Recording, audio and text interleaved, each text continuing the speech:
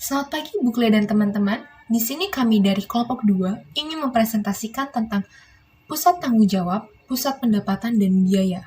Anggota kelompok kami yaitu Agustinesi dengan NIM 1921140025, Sylvia Devlin dengan NIM 1921140009, Maria Karyansa dengan NIM 1921140012, Elizabeth Srimeli dengan NIM 1921140022. Oke, yang pertama adalah pusat tanggung jawab. Pada dasarnya, semua aktivitas atau semua kegiatan yang dilakukan oleh karyawan itu harus dapat dipertanggungjawabkan. Nah, nantinya akan bermuara pada pusat tanggung jawab, yaitu organisasi yang dipimpin oleh seorang manajer yang bertanggung jawab terhadap aktivitas yang dilakukannya. Lalu, pada dasarnya, perusahaan tersebut merupakan, atau perusahaan itu merupakan sekumpulan tanggung jawab yang masing-masing diwakili oleh sebuah kotak dalam bagian organisasi. Selanjutnya, pusat-pusat tanggung jawab tersebut akan membentuk suatu hierarki. Berarti hierarki itu kan berarti ada tingkatan atas dan tingkatan rendah. Kalau tingkatan terendahnya itu adalah pusat untuk seksi-seksi, lalu ada pergeseran kerja dan unit organisasi kecil lainnya. Lalu, kalau departemen bisnis yang memiliki beberapa organisasi yang lebih kecil ini menduduki posisi lebih tinggi dalam hierarki. Oke, yang kedua kita masuk ke sifat pusat tanggung jawab. Sifat pusat tanggung jawab yaitu adalah mewujudkan cita-cita perusahaan. Pasti semua perusahaan itu memiliki cita-cita. Nah, jadi pusat tanggung jawab ini harus mewujudkan cita-cita perusahaan tersebut. Habis itu, pusat tanggung jawab itu harus mengimplementasikan strategi untuk mewujudkan cita-cita perusahaan tersebut. Jika setiap pusat perusahaan telah memenuhi tujuan, maka cita-cita organisasi itu dengan sendirinya dapat terwujud. Lalu, yang kedua, menerima masukan dalam bentuk bahan, yaitu ada bahan baku, tenaga kerja, dan jasa. Lalu ada melaksanakan fungsi-fungsi tertentu dengan tujuan akhir untuk mengubah input menjadi output, baik yang berwujud ataupun yang tidak berwujud. Kalau yang berwujud itu barang, kalau yang tidak berwujud itu jasa. Lalu menghasilkan output berupa produk-produk yang kemudian menyerahkan hasilnya ke pusat tanggung jawab lainnya. Lalu, pendapatan yang dihasilkan adalah jumlah yang diperoleh dari proses penyediaan output. Jadi, tadi kan kita menghasilkan output berupa produk-produk yang kemudian akan menyerahkan hasil ke pusat tanggung jawab lainnya. Nanti hasilnya itu kita akan mendapatkan pendapatan. Nah, pendapatan itu tadi adalah jumlah yang diperoleh dari proses penyediaan output. Oke, yang ketiga akan kita bahas adalah hubungan output dan input. Hubungan output dan input ini ada 3. Ada yang dapat bersifat timbal balik, ada yang secara langsung tidak berkaitan, dan ada yang hubungannya sama sekali tidak berkaitan atau kabur. Yang pertama akan kita bahas adalah dapat bersifat timbal balik. Dapat bersifat timbal balik ini contohnya di departemen produksi, input bahan baku menjadi bahan fisik dari barang jadi. Di departemen ini, pengendalian fokus pada penggunaan input minimum yang dibutuhkan untuk memproduksi output yang diperlukan menurut spesifikasi dan standar mutu yang benar, tepat waktu, dan semuanya harus sesuai dengan jumlah yang diminta. Lalu, yang kedua itu adalah ada yang secara langsung tidak berkaitan, yaitu misalnya sejumlah pengeluaran yang digunakan untuk biaya periklanan adalah input yang ditunjukkan untuk meningkatkan hasil penjualan.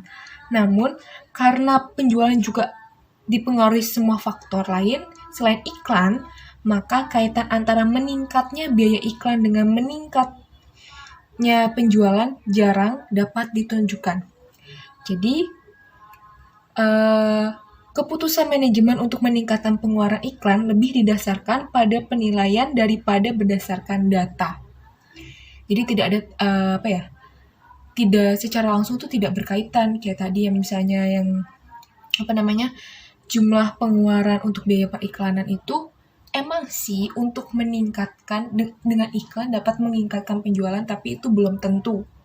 Karena masih ada faktor-faktor lain yang dapat meningkatkan penjualan. Lalu yang ketiga, menurut Departemen Penelitian dan Pengembangan, hubungan antara input dan output bahkan bisa lebih kabur lagi atau tidak ada hubungannya sama sekali. Nah, hasil dari departemen ini yang dilakukan pada masa sekarang barangkali tidak dapat diketahui selama beberapa tahun dan jumlah optimal yang harus dibelanjakan oleh suatu perusahaan untuk departemen ini. Jadi tidak bisa ditentukan. Yang keempat akan kita bahas adalah mengukur input dan output. Sebagian besar, input itu dinyatakan dalam ukuran fisik. Biasanya ada liter minyak, jam kerja, rim kertas, kWh listrik, dan lain sebagainya.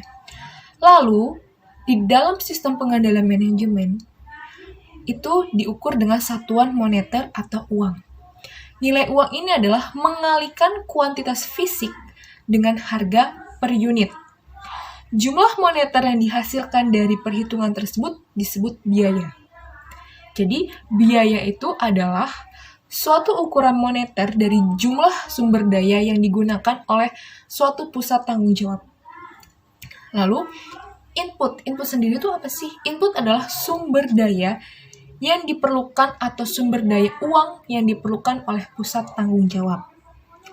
Lalu, satu hal yang lebih mudah untuk mengukur biaya input daripada menghitung nilai outputnya yaitu adalah menggunakan nilai perkiraan atau menggunakan angka pengganti dengan mengetahui keterbatasannya. Selanjutnya akan kita bahas tentang efektivitas dan efisien. Nah, efektivitas dan efisien merupakan kriteria untuk menilai sebuah tanggung jawab. Apa sih efisien? Dalam konteks ini, efisien ini adalah rasio output terhadap input atau jumlah output per unit input. Lalu kriteria efisien ini apa aja? Yang pertama, jika pusat tanggung jawab A menggunakan jumlah sumber daya yang lebih sedikit daripada pusat tanggung jawab B, tetapi memproduksi produk yang sama. Yang kedua, menggunakan jumlah sumber yang sama, tetapi memproduksi output yang lebih besar. Selanjutnya kita ke apa sih pengukuran efisien? Pengukuran efisien ini adalah membandingkan biaya akrual dengan standar. Tetapi, dengan pengukuran efisien seperti itu, ada kelemahannya. Yang pertama, biaya yang tercatat bukanlah tolak ukur atas sumber daya yang sebenarnya digunakan. Yang kedua, standar pada hakikatnya merupakan perkiraan tentang apa yang ideal harus tercapai dalam kondisi yang ada. Habis itu, setelah tadi kita bahas efisien, apa sih efektivitas? Efektivitas adalah ditentukan oleh hubungan antara output yang dihasilkan oleh suatu pusat tanggung jawab dan tujuannya. Nah, dari semua yang saya jelaskan, dapat kita tarik kesimpulan bahwa suatu pusat tanggung jawab akan bersifat efisien jika melakukan sesuatu yang tepat dan akan bersifat efektif jika melakukan hal-hal yang tepat. Selanjutnya yang kita bahas adalah peranan laba. Laba itu apa sih? Laba adalah tolak ukur yang penting atas efektivitas maupun efisien. Nah, laba sendiri itu merupakan selisih antara pendapatan, ukuran output, dan biaya, ukuran input. Selanjutnya juga kita akan bahas tentang jenis-jenis pusat tanggung jawab. Di sini ada 4 jenis, yaitu 4 jenis menurut sifat input dan atau output moneter yang diukur dengan tujuan pengendalian. Ada pusat pendapatan, pusat biaya, pusat laba, dan pusat investasi. Karena di sebelumnya saya sudah membahas tentang 4 jenis pusat tanggung jawab menurut sifat input dan output moneter yang diukur dengan tujuan pengendalian. Di sini saya akan membahas lebih lanjut mengenai pusat pendapatan. Kira-kira apa sih pusat pendapatan? Pusat pendapatan itu adalah suatu output, yaitu outputnya adalah pendapatan pada pusat pendapatan diukur secara moneter, tetapi tidak ada upaya formal yang dilakukan untuk mengaitkan input dengan outputnya. Lalu, pusat pendapatan ini merupakan unit pemasaran atau penjualan yang tidak memiliki wewenang untuk menerapkan harga jual dan tidak bertanggung jawab atas harga pokok penjualan dari barang-barang yang mereka pasarkan. Jadi, jangan lupa pusat pendapatan ini suatu outputnya ini adalah pendapatan. Dia ada diukur secara moneter, tetapi tidak ada upaya formal untuk mengaitkan input dan output. Selain itu juga, pusat pendapatan ini merupakan unit pemasaran atau penjualan, tetapi tidak ada wewenang untuk menerapkan harga jual dan tidak bertanggung jawab atas harga pokok penjualan. Pada slide ini saya akan menjelaskan mengenai pusat biaya.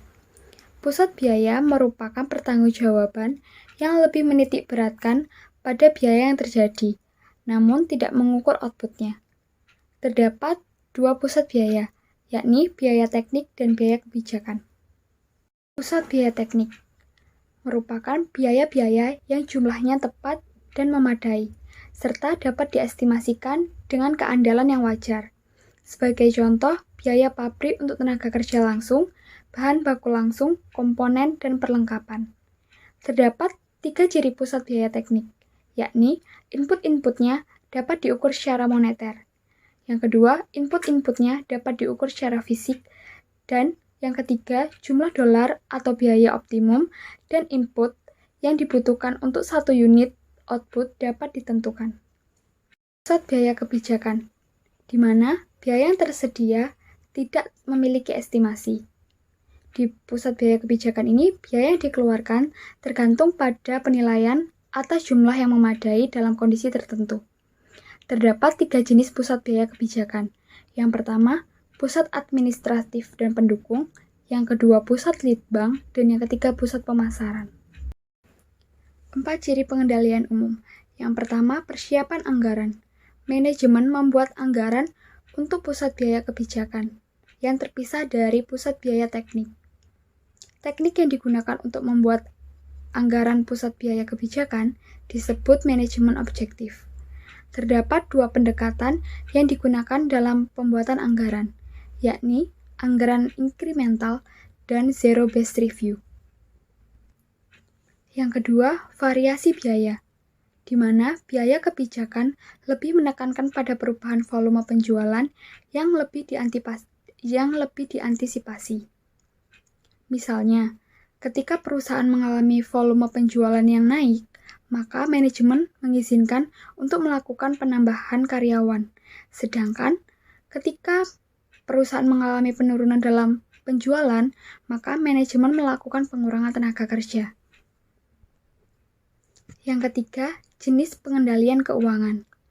Pengendalian keuangan antara pusat biaya teknik dan pusat biaya kebijakan itu sangat berbeda. Jika pusat biaya teknik lebih menekankan pada kompetitif dalam biaya dengan cara menentukan standar dan mengukur biaya aktual terhadap standar tersebut. Sebaliknya, jika pusat biaya kebijakan mengandalkan biaya dengan mengikutsertakan para manajer guna melakukan perencanaan dan mendiskusikan langkah apa yang seharusnya diambil dan tingkat usaha yang bagaimana sehingga tepat untuk dijalankan oleh perusahaan.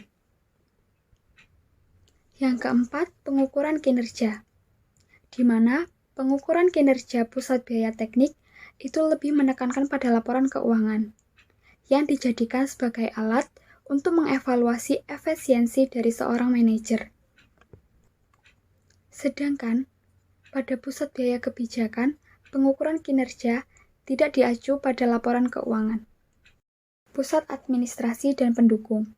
Pusat administrasi dan pendukung terdiri atas manajemen senior korporat dan manajemen unit bisnis, serta manajer unit-unit pendukung. Pusat pendukung merupakan unit-unit yang menyediakan layanan kepada pusat tanggung jawab. Permasalahan dalam pengendalian. Terdapat 2 hal yang menjadi permasalahan dalam pengendalian beban administrasi. Yang pertama, kesulitan dalam pengukuran output. Dan yang kedua, tidak adanya keselarasan cita-cita. Selanjutnya, penyusunan anggaran. Berikut ini komponen dalam penyusunan anggaran, yakni komponen yang membahas tentang biaya pokok dari suatu pusat administrasi dan pendukung. Dan yang kedua, komponen yang membahas aktivitas kebijakan dari pusat administrasi dan pendukung, termasuk deskripsi dan tujuan biaya, serta perkiraan biaya pada setiap tujuannya. Dan yang ketiga, komponen yang menjelaskan mengenai semua pengajuan penambahan dalam anggaran di luar inflasi. Slide selanjutnya akan dijelaskan oleh Devlin. Selanjutnya, saya akan menjelaskan tentang pusat penelitian dan pengembangan. Dalam permasalahan pengendalian terhadap pusat penelitian dan pengembangan, memiliki beberapa kesulitan tersendiri. Yang pertama, kesulitan terhadap menghubungkan antara hasil yang diperoleh dengan input. Karena output dan input sulit untuk dinilai setiap tahunnya, karena produk yang dihasilkan oleh penelitian dan pengembangan bisa melibatkan usaha selama bertahun-tahun. Oleh karena itu, terkadang input yang dicantumkan dalam anggaran ini tidak sesuai dengan outputnya. Dalam evaluasi yang dilakukan, terkadang sifat litbang ini dapat menghancurkan atau menggagalkan usaha manajemen untuk mengukur efisiensi. Namun dengan beberapa usaha yang cemerlang dapat mengatasi hambatan-hambatan. Tapi dengan usaha yang sederhana, mungkin kita akan mendapatkan keuntungan jika kita beruntung. Selanjutnya, tidak adanya keselarasan cita-cita. Tentu saja, manajer ingin membangun sebuah organisasi yang terbaik. Namun, terkadang biaya untuk membangun ini lebih mahal dari apa yang telah didanai atau telah diberikan oleh perusahaan. Namun sebenarnya masalah lain adalah orang-orang yang bekerja di bidang penelitian ini tidak memiliki pengetahuan yang cukup ataupun tidak tertarik dengan bisnis tersebut, dan karena kedepannya akan memutuskan kebijakan dalam sektor penelitian ini yang secara optimal. Rangkaian kesatuan penelitian dan pengembangan. Terdapat 2 ciri mendasar. Biasanya, ciri ini pada perusahaan akan dimasukkan sebagai jumlah total dari program penelitian dan anggaran. Maka jika suatu proyek tidak memiliki suatu kemajuan ataupun tidak ada sama sekali keuntungan, maka proyek ini harus dihentikan. Selanjutnya ada program litbang. Program litbang ini terdiri dari serangkaian program ditambah dengan kelonggaran untuk pekerja yang tidak dicantumkan. Biasanya akan ditinjau setiap tahunnya oleh manajer senior ataupun terkadang komite penelitian seperti CEO, direktur penelitian, dan juga manajer produksi dan pemasaran akan setiap tahunnya ikut meninjau hal tersebut. Maka dari itu, komite ini dapat membuat keputusan apakah suatu proyek akan dilanjutkan, dipangkas, ataupun dihentikan. Maka dengan demikian, program penelitian itu ditentukan bukan dengan berapa jumlah yang disetujui, tetapi dengan membagi menjadi irisan-irisan yang tampaknya paling bernilai. Selanjutnya, anggaran tahunan. Jika anggaran ini disusun sesuai dengan rencana strategi perusahaan, maka persetujuan atas proyek ini merupakan suatu yang rutin, yang dimana membantu untuk perancangan kas dan pegawai. Maka tujuan proses penyusunan ini untuk menjamin agar biaya aktual tidak melebihi jumlah yang dianggarkan tanpa pengetahuan manajemen. Selanjutnya, program kinerja. Tujuan dari laporan kedua ini yang sudah ada di PPT adalah untuk membantu para eksekutif untuk mengantisipasi pengeluaran dan untuk memastikan bahwa komitmen pengeluaran ini akan terpenuhi. Tetapi kedua jenis laporan ini tidak memberikan informasi mengenai efektivitas kepada manajemennya. Namun informasi seperti ini akan diberikan secara resmi melalui laporan perkembangan. Selanjutnya, pusat pemasaran. Pusat pemasaran ini terdiri aktivitas logistik dan aktivitas pemasaran. Pertama, aktivitas logistik, yaitu aktivitas yang terlibat dalam memindahkan barang dari perusahaan ke pelanggannya dan mengumpulkan piutang yang jatuh tempo dari pelanggannya. Aktivitas ini mencakup transportasi ke pusat distribusi, pergudangan, pengepalan, dan pengiriman, pengajuan rekening, serta aktivitas yang terkait dengan fungsi kredit dan penagihan utang. Selanjutnya, aktivitas pemasaran. Aktivitas pemasaran adalah aktivitas yang dilakukan oleh perusahaan untuk mendapatkan sebuah pesanan. Aktivitas ini mencakup dari uji pemasaran, pembentukan, pelatihan, dan juga pengawasan terhadap tenaga penjual, serta periklanan dan juga promosi penjualan. Aktivitas ini dimungkinkan untuk mengukur output organisasi pemasaran. Terdapat 3 jenis ukuran aktivitas. Yang pertama, ada aktivitas logistik yang banyak dari biaya merupakan beban teknik. Yang kedua, ada penciptaan pendapatan yang biasanya dievaluasi dengan cara membandingkan antara pendapatan dengan kuantitas fisik yang aktual yang dijual baik dengan pendapatan dan unit yang dianggarkan. Yang ketiga, biaya pencairan pesanan yang merupakan beban kebijakan. Baik, pada slide berikut ini saya akan menjelaskan tentang ringkasan dari kasus yang kami ambil, yaitu Ambisi Astra Internasional, Geber Bisnis Digital. Perusahaan konglomerasi PT Astra Internasional Tbk akan terus agresif berinvestasi di perusahaan rintisan atau startup pada tahun sebelumnya. Sebelumnya Astra telah berinvestasi di Gojek, Halodoc, dan juga Sayurbox. Lalu sejauh apa ambisi Astra untuk membangun bisnis dalam bentuk digital? PT Astra Internasional ini memiliki 200 anak usaha dan 7 lini bisnis. 7 lini bisnis tersebut merupakan otomotif, jasa keuangan, alat berat, pertambangan, konstruksi dan energi, agribisnis, infrastruktur dan logistik, informasi teknologi, dan juga properti. Upaya Astra merebah ke bisnis digital dimulai pada tahun 2018. Dari anak-anak usaha tadi, mendirikan beberapa aplikasi. Yang pertama ada seva.id, yaitu platform marketplace tentang otomotif, informasi mobil baru dan bekas, simulasi kredit, dan juga pemesanan kendaraan, serta hal-hal lainnya.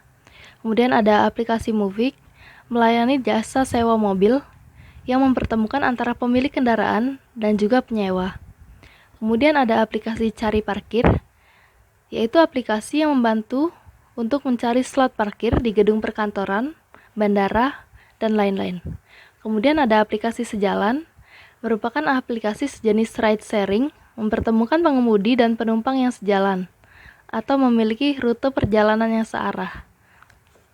Kemudian Astra WeLab Digital Arta, itu juga membuat aplikasi bergerak di bidang fintech peer-to-peer lending atau pinjaman online dengan nama aplikasi iMauCash. Kemudian Astra Finansial membuat aplikasi bernama Moxa. Aplikasi ini melayani pembiayaan kendaraan, layanan antarjemput, asuransi, investasi hari tua, dan juga lain-lain. Astra Digital Arta juga membuat aplikasi berupa Astra Pay. Astra Pay ini berupa dompet digital. Namun, dalam kasus yang kami ambil ini, diberitakan bahwa kinerja Astra Internasional pada kuartal 1 tahun 2021 itu menurun. Laba bersihnya menurun sekitar 22% secara year on year, atau sekitar 3,73 triliun. Kemudian pendapatannya menurun sekitar 4% year on year, atau sekitar 51,7 triliun. Kemudian belanja modal ditargetkan sebesar 11-12 triliun atau kurang lebih 50% dari tahun lalu. Analisis dari kasus yang diambil dari Astra International adalah informasi mengenai laporan kinerja yang menurun tersebut akan memberikan informasi mengenai efektivitas dari kegiatan penelitian kepada manajemen. Informasi semacam itu menjadi salah satu dasar bagi manajemen untuk melakukan penilaian atas proyek-proyek yang ada. Penting untuk dicatat bahwa perangkat utama yang digunakan untuk mengevaluasi efektivitas proyek adalah diskusi tatap muka. Menurut kelompok kami, penyelesaiannya adalah dari perusahaan tersebut yang mengendalikan proyek-proyek harus melakukan diskusi tatap muka untuk membuat keputusan yang luas mengenai proyek yang akan dikerjakan, juga proyek yang akan diperluas, dipangkas, dan juga diberhentikan, seperti memangkas dan memberhentikan proyek-proyek yang merugikan, serta memperluas proyek-proyek yang menguntungkan sehingga perusahaan dapat mengurangi tingkat kerugian dan juga dapat mencapai laba dengan target yang disesuaikan oleh perusahaan tersebut.